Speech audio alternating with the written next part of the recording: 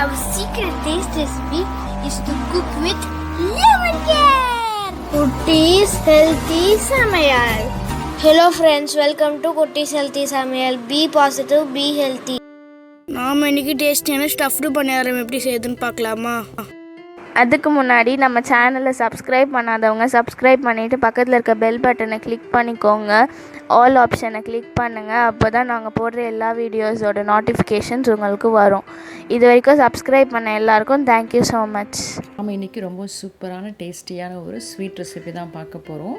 அதாவது ஸ்டஃப்டு பணியாரம் தான். இது ரொம்ப டிஃப்ரெண்ட்டாக இருக்கும். அதே சமயம் ரொம்ப சிம்பிளாக செய்திடலாம். இதில் எல்லா ஸ்டெப்புமே கரெக்டாக ஃபாலோ பண்ண தான் நமக்கு பர்ஃபெக்டான பணியாரம் கிடைக்கும். ஸோ வீடியோ ஸ்கிப் பண்ணாமல் பாருங்கள். அப்போ தான் உங்களுக்கு யூஸ்ஃபுல்லாக இருக்கும், எங்களுக்கு அது சப்போர்ட்டிவாக இருக்கும். ஃபர்ஸ்ட் நம்ம இதுக்கு ஸ்டஃபிங் ரெடி பண்ணிக்கலாம். இதுக்காக ஒரு 1/2 கப் அளவுக்கு வெல்லம் தான் எடுத்திருக்கேன். இதை ஒரு 1/2 கப் தண்ணி ஆட் பண்ணி நம்ம கரைச்சி வடிகட்டிக்கலாம். இது கொதிக்க வச்சாலுமே நமக்கு சீக்கிரம் கரைஞ்சி வந்துடும். இதுக்கு பாகு பதெல்லாம் வேணாம், ஜஸ்ட் நம்ம வெல்லம் சிரப்பு தான் ரெடி பண்ணுறோம். பாருங்கள், நல்லா கரைஞ்சி வந்துருச்சு. இதை வடிகட்டி ஒரு பவுல் எடுத்து வச்சுக்கலாம். அது இருக்கட்டும். இதுக்காக ஒரு கடாய் வச்சு அதில் 1 ஸ்பூன் அளவுக்கு நெய் ஆட் பண்ணியிருக்கேன். இதில் 1 டேபிள் ஸ்பூன் அளவுக்கு ரவை ஆட் பண்ணிக்கிறேன். நீங்கள் ரவை வேண்டான்னா கோதுமை மாவு கூட ஆட் பண்ணிக்கலாம் 1 ஸ்பூன் அளவுக்கு. ஏன்னா நம்ம பால்ஸாக பிடிக்கணும், அதுக்காக தான். அது எப்படி டேஸ்ட்டும் ரவை ஆட் பண்ணிங்கன்னா டேஸ்ட் ரொம்ப நல்லாயிருக்கும். இது நல்லா நம்ம நெய்யில் வறுத்துக்கலாம், கலர் சேஞ்ச் ஆகி வர வரைக்கும். இப்போ இது கூட 1 கப் அளவுக்கு தேங்காய் துருவல் ஆட் பண்ணிக்கிறேன். அதை தேங்காயை பொடியாக கட் பண்ணி நான் மிக்ஸி ஜாரில் தான் அரைச்சி எடுத்திருக்கேன். ஸோ இதையும் நம்ம ரவையோடு சேர்த்து நல்லா வறுத்துக்கலாம். நல்லா நமக்கு ட்ரை ஆகி வரணும், அந்தளவுக்கு வறுத்துக்கலாம். பாருங்கள், இப்போ இந்த ஸ்டேஜில் நம்ம வடிகட்டி எடுத்து வச்சுருக்க வெல்லம் சிரப்பை ஆட் பண்ணிக்கலாம். டோட்டலாக நம்ம ஆட் பண்ணிவிட்டு நல்லா மிக்ஸ் பண்ணி விட்டோம்னா அந்த வெல்லம் சிரப்புலேயும் தேங்காய் நல்லா நமக்கு வெந்து நல்லா கட்டியாகி வரும். அந்தளவுக்கு நம்ம நல்லா இதை மிக்ஸ் பண்ணி விட்டுக்கலாம்.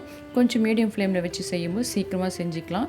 இது கூட ஒரு 1/2 ஸ்பூன் அளவுக்கு ஏலக்காய் பவுடர் ஆட் பண்ணிக்கிறேன். ஆட் பண்ணி நல்லா மிக்ஸ் பண்ணி விட்டுக்கலாம். பாருங்கள், நமக்கு நல்லா கட்டியாகி வருது. இது நல்லா நமக்கு திக்காகணும். அந்த தண்ணி கொஞ்சமும் இருக்கக்கூடாது. அந்தளவுக்கு கட்டியானதான் நமக்கு பால்ஸாக பிடிக்க முடியும்.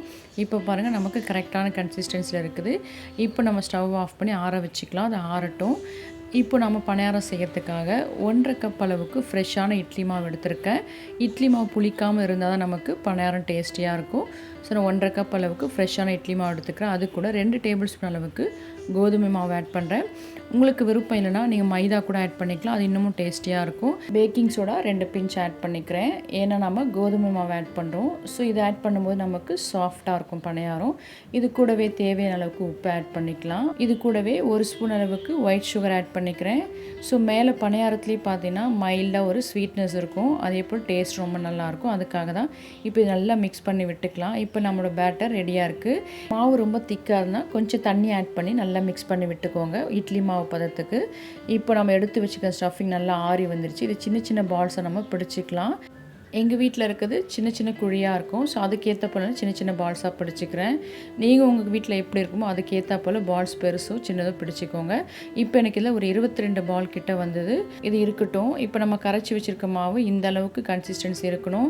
அதை திக்கான இட்லி மாவாக இருக்கக்கூடாது, கொஞ்சம் அதை விட அடுத்த ஸ்டேஜில் இருக்கணும். அதுக்காக ரொம்ப தண்ணியாகவும் கரைச்சிடாதீங்க, அப்போ நமக்கு வராது. இப்போ நம்ம செஞ்சு வச்சுருக்க ஒரு 2-3 பால்ஸ் நம்ம மாவில் போட்டு ஒரு ஸ்பூன் வச்சு நம்ம அப்படியே டிப் பண்ணி பணியாரக்கல்லில் போட்டுக்கலாம். பணியாரக்கல்ல முதல்ல நாம் தேவையான அளவுக்கு ஒவ்வொரு குழியும் கொஞ்சம் கொஞ்சமாக நெய் ஊற்றிக்கலாம். அது கொஞ்சம் சூடான பிறகு நாம் டிப் பண்ணி வச்சுருக்க அந்த பால்ஸை ஒன்றா போட்டுக்கலாம். போட்டு நல்லா ஒரு பக்கம் வேக வச்சு நம்ம திருப்பி போட்டோம்னா நமக்கு டேஸ்டியான பணியாரம் ரெடி ஆகிடும். இது போல் ஸ்பூன் யூஸ் பண்ணி ஒவ்வொரு பால்ஸும் நம்ம டிப் பண்ணி பணியாரக்கல்ல போட்டுக்கலாம். இதே போல் எல்லாமே நம்ம போட்ட பிறகு அது மேலே கொஞ்சமாக நெய் ஊற்றி ஒரு மூடி போட்டு ஒரு 2 நிமிஷம் வேக வச்சு மூடி எடுத்து பார்க்கலாம். இப்போ ஒரு பக்கம் நமக்கு நல்லா வெந்திருக்கு. இப்போ இதை நம்ம திருப்பி போட்டுக்கலாம். இது போல் ஒரு ஃபோக் ஸ்பூனோ இல்லை ஸ்பூனை வச்சு நீங்கள் திருப்பி போட்டுக்கலாம். இதே போல் நம்ம எல்லாத்தையுமே திருப்பி போட்டு நல்லா வேக வச்சு எடுத்துக்கலாம். இது பார்க்கும்போதே உள்ள ஸ்டஃபிங் பண்ணியிருக்குது நமக்கு நல்லா தெரியும். ஸோ அந்தளவுக்கு டிரான்ஸ்பரண்ட்டாக இருக்கும். இப்போ ஒரு லாட் வேக வச்சு எடுத்தாச்சு. அதே போல் இன்னொரு லாட்டம் நம்ம நெய் அப்ளை பண்ணி முதல்ல ஊற்றிக்கலாம். ஃபஸ்ட்டு ஒரு சைடு வேக வைக்கும்போது ஒரு மூடி போட்டு 1 நிமிஷமோ 2 நிமிஷமோ நீங்கள் வேக வச்ச பிறகு திருப்பி போட்ட பிறகு மூடி போட வேணாம். ஜஸ்ட் ஒரு 30 செகண்ட்ஸில் நமக்கு அடுத்த சைடு வெந்து வந்துடும். அதே போல் நம்ம எல்லாத்தையுமே செஞ்சு எடுத்துக்கலாம். மேபி பணியாரக்கல்ல இது போல் செய்ய விருப்பம் இல்லை பணியாரக்கல் இல்லைன்னா நீங்கள் எண்ணெயிலேயே நீங்கள் இது போல் ஊற்றி அப்பம் போல் சுட்டு எடுத்துக்கலாம். அது எண்ணெய் அதிகமாக தேவைப்படும். இது வந்து லெஸ் ஆயில், அவ்வளோதான். பட் டேஸ்ட் பார்த்தீங்கன்னா ரெண்டுமே ரொம்ப சூப்பராக இருக்கும். நீங்கள் ஆயிலையும் டீப் ஃப்ரை ஃப்ரை பண்ணி எடுத்துக்கலாம், இல்லை இது போல் பணியாரக்கல்லையும் செஞ்சு எடுத்துக்கலாம். அவ்வளோதான், நம்மளோட சாஃப்டான டேஸ்டியான சூப்பரான ஸ்டஃப்டு பணியாரம் ரெடி ஆகிடுச்சு.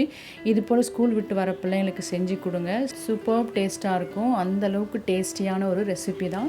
ஸோ நீங்களும் இது போல் செஞ்சு பார்த்துட்டு உங்கள் டேஸ்ட், உங்கள் எக்ஸ்பீரியன்ஸ் எங்களுக்கு கமெண்ட் பண்ணுங்கள், லைக் பண்ணுங்கன்னு தொடர்ந்து சப்போர்ட் பண்ணுங்கள். தேங்க்யூ. Yummy tasty. நீங்களும் ட்ரை பண்ணுங்க, என்ஜாய் பண்ணுங்க, ஹெல்த்தியா இருங்க. தேங்க்யூ. உங்களுக்கு இந்த வீடியோ பிடிச்சிருந்ததுன்னா லைக் பண்ணுங்கள், ஷேர் பண்ணுங்கள், கமெண்ட் பண்ணுங்கள், சப்ஸ்கிரைப் பண்ணுங்கள், பக்கத்தில் இருக்க பெல் பட்டனையும் கிளிக் பண்ணுங்கள். பாய்.